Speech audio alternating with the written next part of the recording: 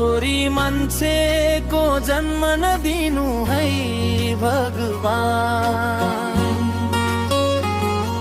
गरिमा नानीको के गल्ती थियो र किन खोसियो उसको मुस्कान।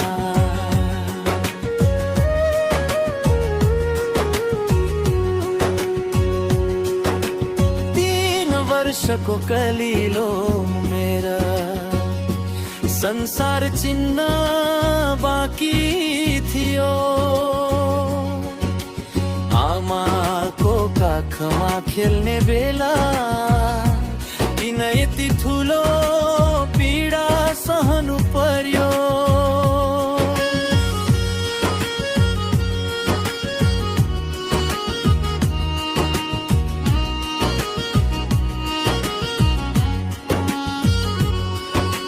न्याय मरेको मेरो देशमा छोरी मान्छेको जन्म नदिनु है भगवान।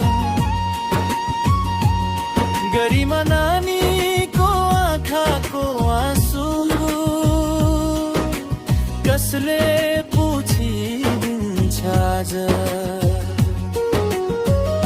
आमाको काख रित्तिँदा आकाश पनि रोयो होला। न्याय माग्दै एउटा सानो आत्मा भगवानसँग सोध्यो होला। गरी